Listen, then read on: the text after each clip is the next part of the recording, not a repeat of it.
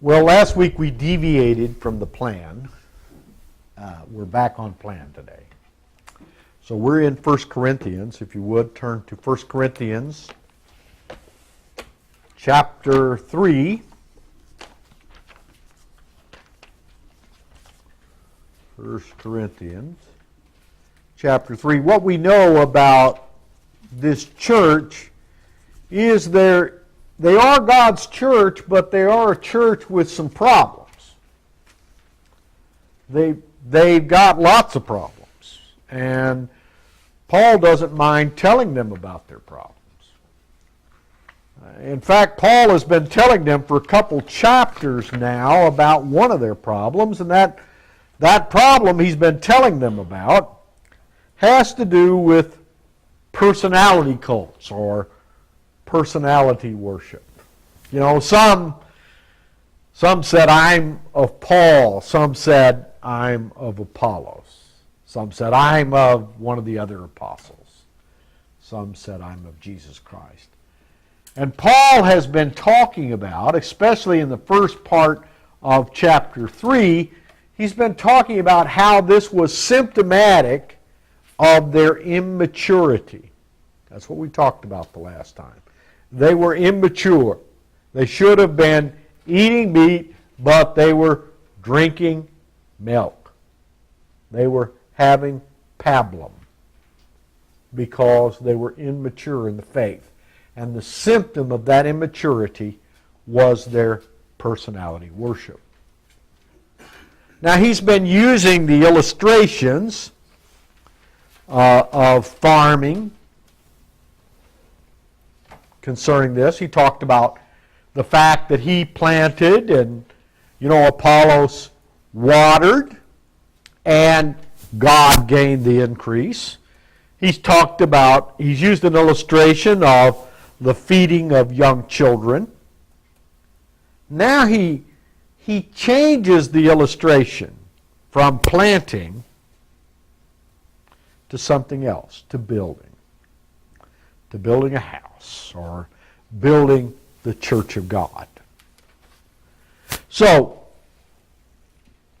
as we look at this, John MacArthur finds 5 aspects of the Lord's work on the earth in 1 Corinthians chapter 3, 10 through 17.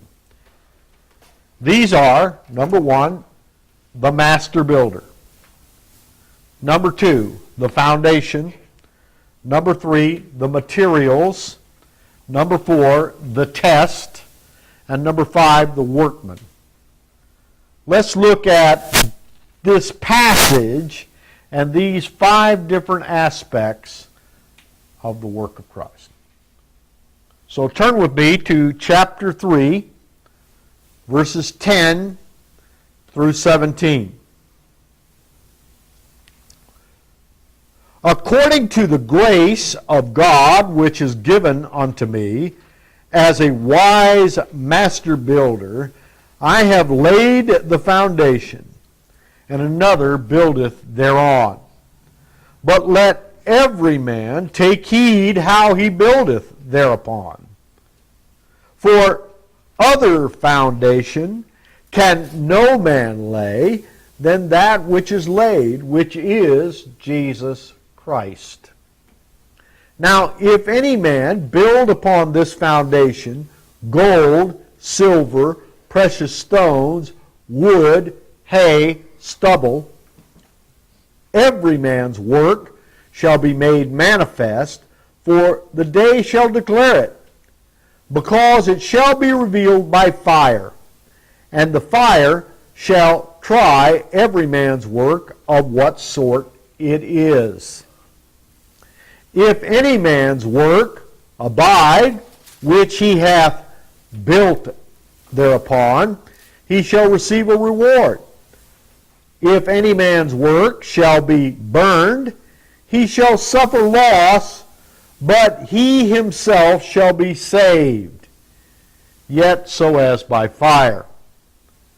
Know ye not that you are the temple of God, and that the Spirit of God dwelleth in you? If any man defile the temple of God, Him shall God destroy, for the temple of God is holy, which temple ye are. Let no man deceive himself. If any among you seemeth to be wise in this world, let him become a fool, that he may be wise. All right, of course, we're going to cover verse 18 next week, but I just read down to that passage today. All right. So first of all, let's talk about the aspect of the master builder. And that's in verse 10. The word for master builder is the Greek word artekiton. Guess what English word we get from that? Architect. All right? The master builder. You know, I have a lot of people building houses in our neighborhood, since we're in a fairly new neighborhood, and finally the economy got well enough that our builder could actually build some houses. So we have, even on our block, about 5, 6 houses going up right now. And of course I hear pounding and crunching going on all the time. It's hard to get by on our street because of all the trucks outside sitting there with workers working on the house. So what do? They start by clearing off the land. You know, they get a little grader out there, and or a little bulldozer, or what covers for a small bulldozer. I guess we call them a hedgehog or whatever. And they get all the grass off and they level the ground out, right? And then they put up a frame for the foundation. And then they dig holes in the ground around that foundation and lay down pipe and other things that have to go under the foundation into the house. Right? Stub up all those pipes for the various things like water, etc. Then what do? They pour the foundation. And the foundation is kind of the important part of the house. It's the part that holds everything else together. You know, if you got foundation problems, you got big problems in your house. That's why all these people around here are selling piers and beams and various things to fix foundations. You know, they're doing soil samples or whatever, because the foundation is very important. Then what happens? Well, the next thing that happens is there's these carpenters, and they come out and they take a bunch of 2x4s and turn them into a house, or at least the outside skeleton of a house. And they put up rafters. And then they put on the outside of the house. And then they put on the roof. And then somewhere in that pattern, they start to finish the inside of the house. They put up sheetrock and they do other work. Some things I don't see. I see all this other stuff going on, but I don't see all of that. But eventually they get the power in there, they get the plumbing in there, they get all of that stuff. And then of course they pour the driveway, and then the last thing they do is last two things they do is they throw down some sod over this rocky ground that they've piled down. They throw down some sod and they put up a fence around the backyard. That's what I've noticed about the way they build these houses. But you know, before you start all of that, what you got to have is you got to have a plan. Right? You got to have a plan. Somebody just go out there and pour a foundation, well, that just doesn't work. Right? It just doesn't work. Somebody go out there and build a frame of what? They got to have a plan. Somebody has to design that building. That's what an architect does. So what Paul is saying is that here at this Corinthian church, what did he do? Paul, at the Corinthian church, remember he had been up in Athens? Here he'd been up in Athens. We go back to the book of Acts. And he went up to Mars Hill, right? And he talked to them about the unknown God, right? But you know what? He didn't found a church in Athens. He found they weren't receptive to the gospel. But he went down to Corinth right after that, and guess what? They were receptive to the gospel. At least some of them were. Now, who was it that was susceptible to the gospel? It was the Gentiles. He went and preached at the synagogue like he does, and basically the Jews kicked him out of the synagogue. But the Gentiles came to him, and it says that they asked him the next Sabbath to come and preach to them. Okay? And he stayed there for 18 months. 18 months preaching the gospel to these people. Now, what did Paul do as the master builder? Well, here's the thing. He set things in order for anybody that should follow him. He laid down the doctrine that they should follow. He told them about Christ, the foundation.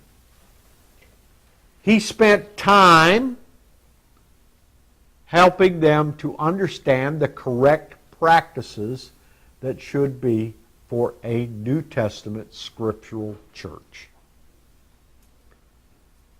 Just like that builder, and I know the guy that does the supervisory work on these houses that I do, and I go into his office and I see plans for these buildings laid out, and of course there's layers of drawings. Some of them are for the foundation, some of them are for the structure on the outside, some of them detail the materials they're supposed to use.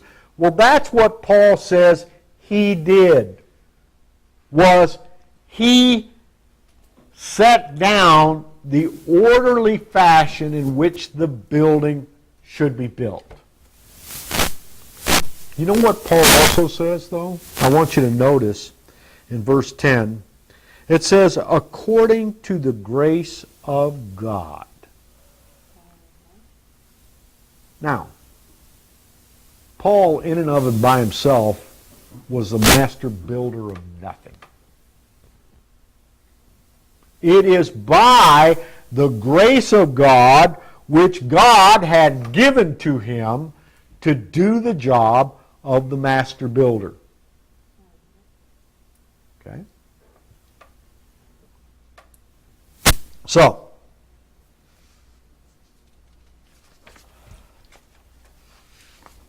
let's take a look at the foundation, which is Jesus Christ. Okay, we're going to look at starting here in verse 10 again. According to the grace of God, which is given to me by as a wise master builder, I have laid the foundation, another buildeth thereon, but let every man take heed how he buildeth. For other foundation can no man lay than that which is laid, which is Jesus Christ. Now, if any man build thereupon this foundation, gold, silver, precious stones, wood, hay, stubble, and then we'll go on and read verse 13, every man's work shall be made manifest, for the day shall declare it, because it shall be revealed by fire, and the fire shall try every man's work of what sort it is. So here's the point. You got the foundation, it's laid down. They pour that concrete, they get out there with their squeegees and their brooms and smooth all of that out. And then once that dries for a few days and cooks there in that spot and hardens up, they get out there and they start to build upon that foundation. And what Paul clearly says here is he's not the foundation for the building. He might be the builder, he might be the master builder, but he's not the foundation for the building. The foundation, the key element of any construction, the foundation in this illustration is Jesus Christ. The building of a scriptural church is based upon the foundation of Jesus Christ. Paul states that another foundation is not good enough. No other foundation is good enough but Jesus Christ. You know, what might that foundation be? Some churches base their foundation on their good works. Let's feed the poor. Let's feed the poor. That's a good thing, right? Let's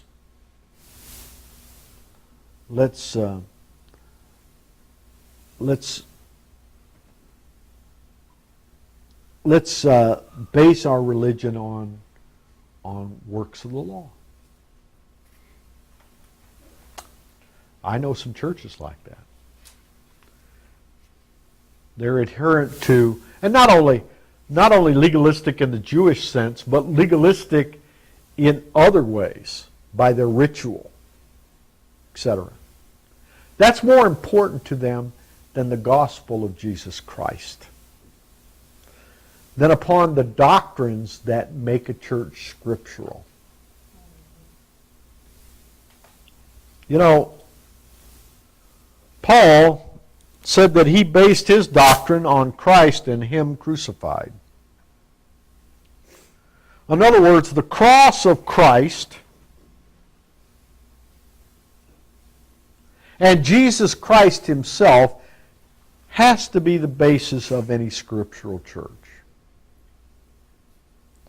If Jesus Christ isn't there, guess what? It's not a church of God. It may look like a church of God. It may smell like a church of God.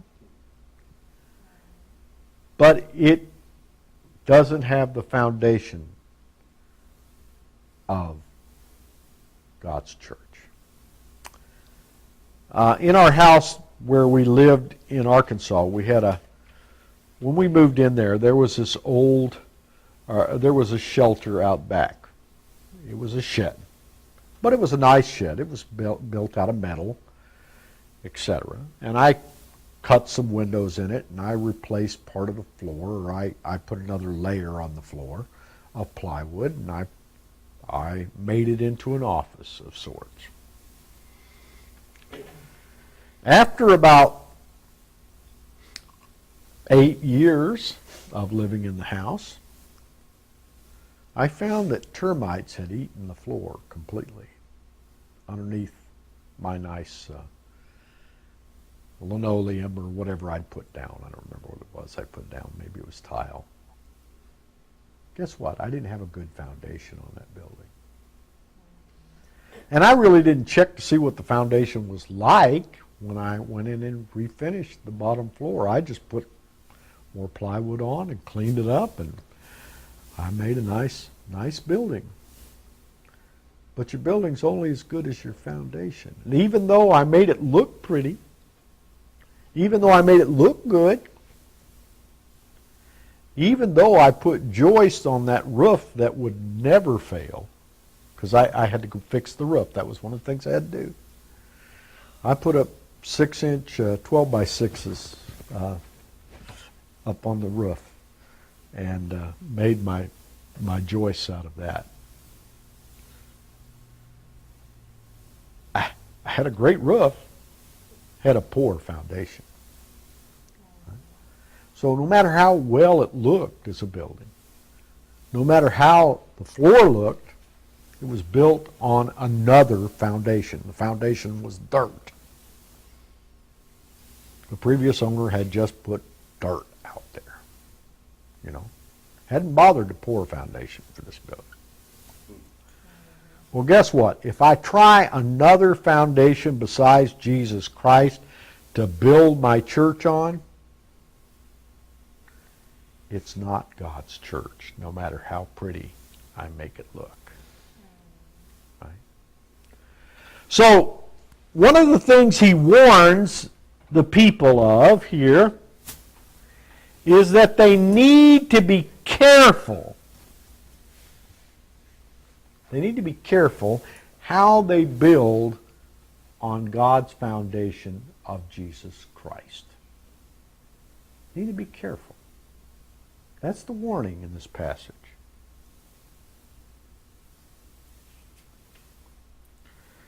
The preaching of Christ and his sacrifice upon the cross is the foundation of the church, according to 1 Corinthians 1:18. It says, "For the preaching of the cross is to them that perish foolishness. But unto us which are saved, it is the power of God." Here's the thing. Some people see the preaching of the cross as foolishness. We, however, who are in scriptural churches, see it as the power of God. There's a lot of preaching today that doesn't include the sacrifice of Jesus Christ. Doesn't include the fact that we are sinners. That only through the sacrifice of Jesus Christ do we become something else. Does our nature get changed? The gospel is part of the foundation of a scriptural church. The message of the cross, the sacrifice of Jesus, the perfect sacrifice, the one who died on our behalf. These things are what make the foundation of a scriptural church. All right, in this passage in verse 12, we also find the materials. In verse 12, he tells them that the materials they use are important as well. They should only use quality material that can stand the rigors of the life of the church. It is the materials that they use in this building that determine the quality of their work. Notice that the quality of the materials in verse 12 used in the building are given in descending order of their quality. We have gold, we have silver, and we have precious stones. Then we have wood, we have hay, and we have stubble.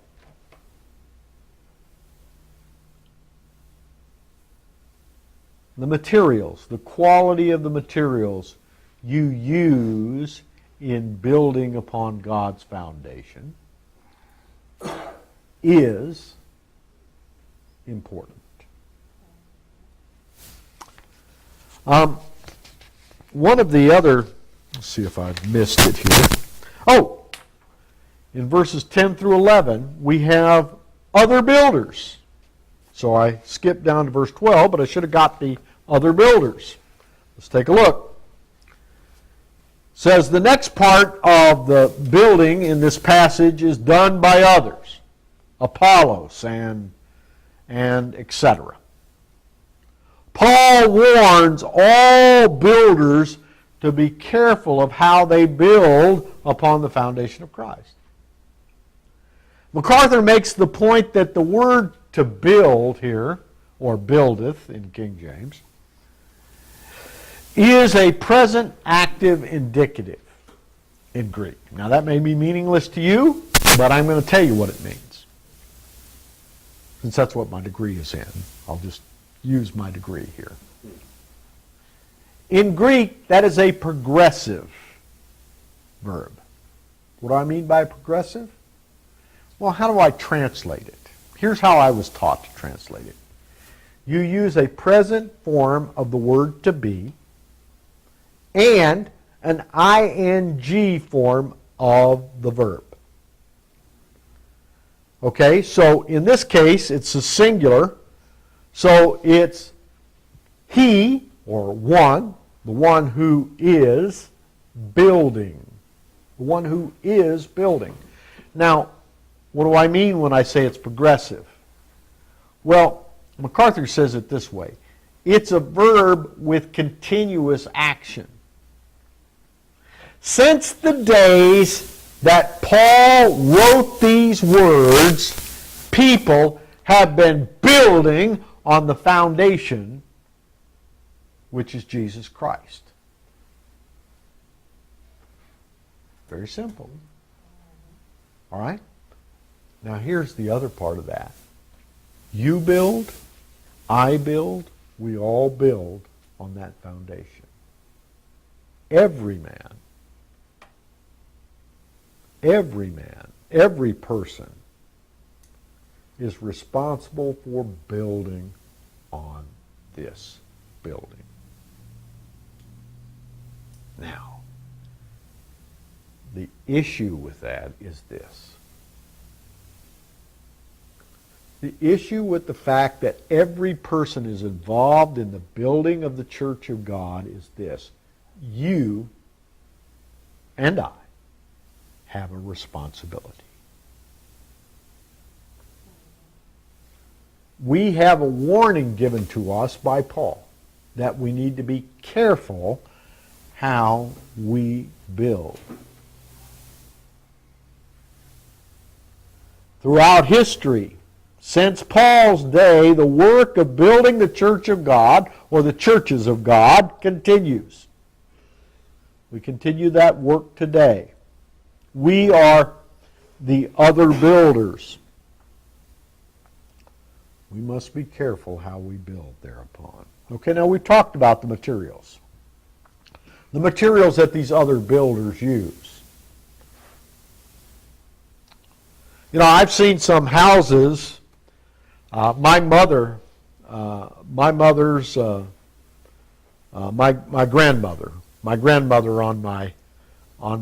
side. She grew up in Nebraska. And she grew up in a sod home. Now, what's a sod home? It's basically just took some grass and piled it up on top of one another with some dirt attached to it, right? And now you've got this house.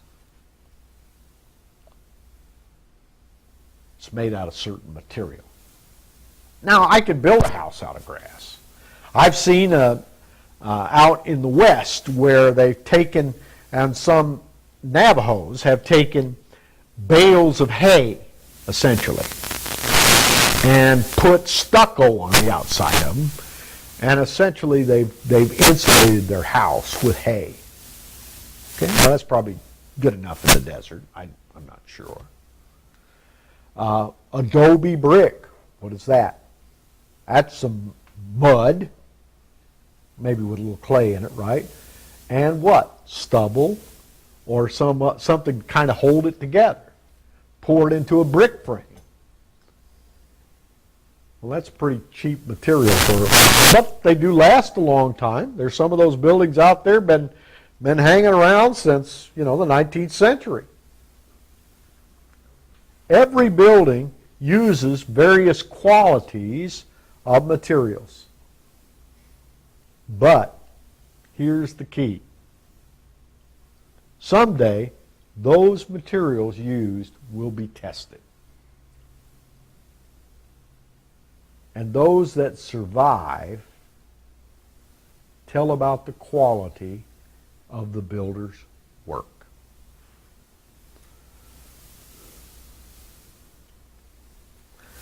Verse 13, we have the test. In verse 13, the builder's work is evaluated. Now, I've worked on projects for many years. That's what I do. You know, I've designed radio systems, but then I have to be responsible for implementing those radio systems. Right? And there's an evaluation process that takes place in these projects when we're done with them. We kind of get together and say, oop, here's where we made mistakes. Here's what we did right. Here's what we don't want to do in the future. Here's what we do in the future to help with that problem. And it's a continuing process. Some things we do are good. Some things we don't do are not so good. And some things we keep making the same mistakes on, even though we notice them in our evaluation process. But that's what Paul is saying here about the work done by the workman. Eventually, it's going to be evaluated. Now, when I get specs for those radio towers from usually our customers. There are two types of towers that are common in this day and age. One is rated F, and the other is rated G. Well, the difference between F and G is this. Okay? In a G-rated tower, it will withstand wind at a much higher rate than an F tower. So when the big storm comes through, the G tower will maybe be standing where the F tower may be fallen on the ground and broken. Okay, so most police departments require a G-rated tower. Not only that, but it measures the amount of ice you can have on that tower before it starts putting too much stress on it. You know, whether it's half-inch ice or 3/4-inch ice. When I worked out in the West, that was more of a critical factor. I could go out to a tower site in the West on one of those mountaintops and say the face of that tower is 3 or 4 foot on every side, and I've seen chunks of ice stick out from that 3 or 4 foot by a couple of feet. So you got a big chunk of ice up there in the sky surrounding that tower. If that tower is not sturdy enough, guess what? It's going to fall. So the evaluation of my work at selecting a tower, or my customer's work at selecting that tower, is based on whether that tower stands when the storm comes. You know, it could be a perfectly warm day out here, low breeze, and my tower's standing up there. That's not a test. That tower's fine. You know, that's great. But when that storm comes, when that Hurricane Katrina or whatever blows in off of the shore, if that tower falls down on the ground, my communications is gone. Guess what the evaluation of my communication system is if my tower falls down on the ground? It's bad. All right, so what God says here through Paul is that the work of everyone in building upon this foundation of building God's church is at some point evaluated. Now, what about that evaluation? I want you to notice the phrase, the day, here. It's not a day, it's the day. Okay. What does that mean? At some point on the day, the work which you and I have done is evaluated. Well, take a look at 1 Thessalonians 5, 2 through 9. For yourselves know perfectly the day of the Lord so cometh as a thief in the night. For when they shall say peace and safety, then sudden destruction shall come upon them, as travail upon a woman with child, and they shall not escape. But ye, brethren, are not in darkness, that that day should overtake you as a thief. Ye are children of the light, and the children of the day. We are not of the night or darkness.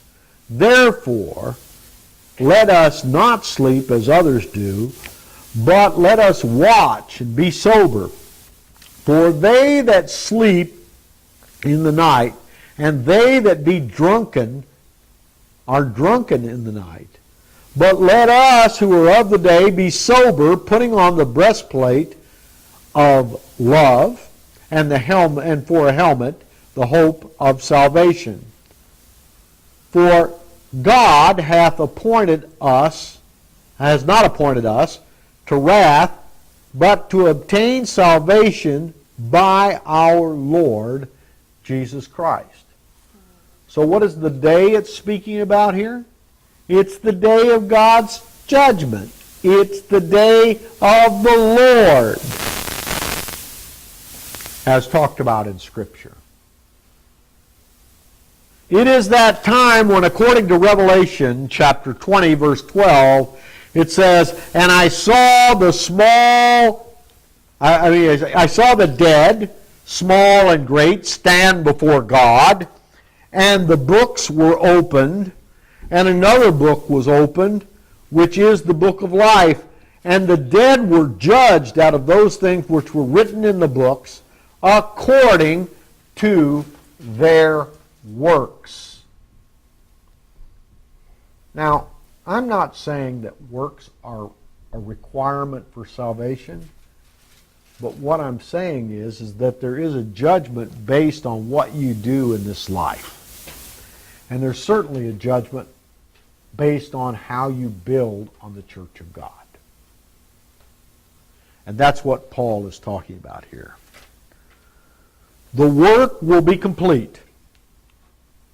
When this judgment is made, we don't have any chance to go back and fix that broken thing we left in the house. You know, you watch these shows on HGTV and they're always rushing in at the last minute to fix something before the people come to visit the house. Well, by the time this judgment happens, guess what? There's no more opportunity to go back and fix something. It's over. You can't build anymore. All building has stopped. And here's what the issue is. This building that you've done is tested by fire. So guess what happens to the wood, stubble, and hay? Those last three things. You know, you had the gold, you had the silver, you had the precious stones, but now you got wood, stubble, and hay. Guess what happens to wood, stubble, and hay when the fire comes? It's burned up. So what we have is the workman in verses 14 through 17. And I know y'all are about ready for me to be done. Y'all are ready for some workman to come give you some food. All right, so 14 through 17. Let's take a look at the workman for a moment. There are three types of workmen mentioned here. Number one, there's a good and faithful servant mentioned. And what happens? The good and faithful servant, spoken of here, at that time of the end, at that time of the day of the Lord, at that time of the restoration of all things, guess what happens to that good and faithful servant who has built on that house, built the church of God based on correct doctrine and correct practice, and certainly upon the foundation of Jesus Christ? What happens? They receive a reward. So if works are good for anything, they're good for the rewards we receive in the kingdom. Now, let's talk about the second person or type of workman spoken of here. Now, this is someone who is indeed saved, therefore they've accepted Jesus Christ as their personal Lord and Savior. And they've done some work on the building. Maybe they built with cheaper material. But they've done some work on the building of the church. But when the fire comes through, the foundation is all that remains. You know, I saw pictures of a place where a tornado had gone through down near Belton, Texas. Can't remember the name of the little town down there. But, you know, Belton's where my family's from. But the little town that was down there, you could see the foundations of this neighborhood, but there wasn't one stick of wood left on the base of those foundations. Sounds like Gerald. Gerald, Texas. That's where it was. That's right, Gerald, Texas. Here's the thing. The foundation remained, but the wood and everything else that was in that house was gone. All right? And that's the comparison that Paul makes to this type of person. They still have the foundation of Jesus Christ, right? They have the foundation of Jesus Christ, but all of their work was the work of wood, stubble, and hay, something that wouldn't survive the storm. He says, these people will still be saved as if by fire. But guess what? They don't receive the reward that the good and faithful servant receives.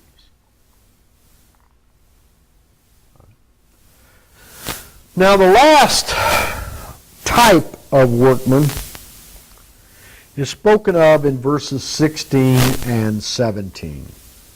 Know ye not that you are the temple of God, and that the Spirit dwelleth in you? If any man defile the temple, him shall God destroy.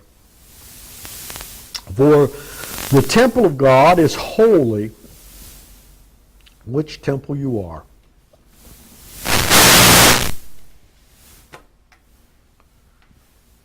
There are people who are building on a false foundation. There are people who are trying to build on the church of God by defective doctrine. Doctrines of demons. Doctrines that defile the church of God. And not only that, they're practicing false practices. These things are not conducive to the church of God, to a scriptural church. Here's the bottom line. What happens to these workmen? Sort of like that shed I had out back of my house. I eventually had to tear it down and build a new shed. Even though it was made of nice material, had a great roof on it, I eventually had to tear it down because it was falling down. Well, it wasn't a level corner in place. Okay? And of course the floor kept rotting out. And therefore various parts of the building sagged.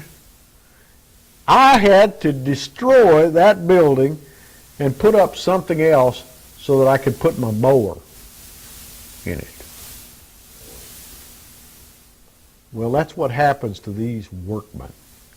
They are destroyed because they have defiled the temple of God. They have gone against and worked against and ruined some people in the church's lives because of their false doctrine, because of their false teaching, Because of their false practices, they have destroyed people's lives. God will destroy them. That's what it says. Now, what can we learn, or what have we learned from this passage? First of all, the thing we ought to know is that the church is God's. It's not yours or my church. You know, I'd like you to come to my church. No, I don't want you to come to my church. I want you to come to God's church. Okay? We should know that. The ability to design, supervise, build, and work on the building of God is through grace, not through our own abilities.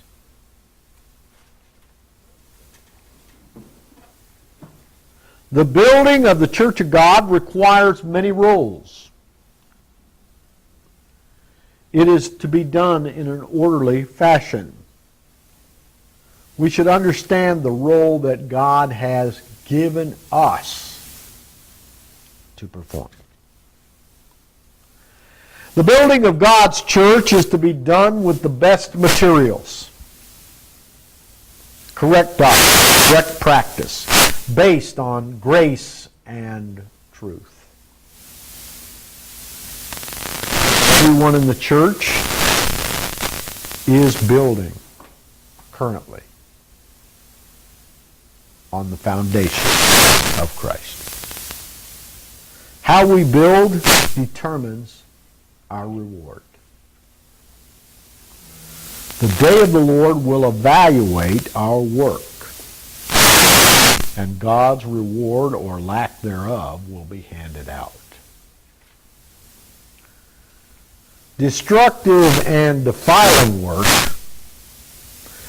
trying to build the church, will be judged harshly and will cause the destruction of those who would defile God's church. All right, how should we respond? Well, we should pray for God to reveal to us our role in the church. And Paul's going to talk about roles in the church. We should try and figure out what it is that you and I are to do in the church. We don't have the same thing to do. I'm not doing what you do, and you shouldn't be doing what I do. But God has given you a role in His church to do something. Now we need to figure that out. We should act upon sound doctrine and follow good practice with grace and truth in doing our work in the church. I don't care if you've got a little booklet from somebody that you think's the most wonderful thing since sliced bread. If that doesn't promote good doctrine and doesn't promote good practice. We should understand that our future in the kingdom is determined by how we respond to our job in the church.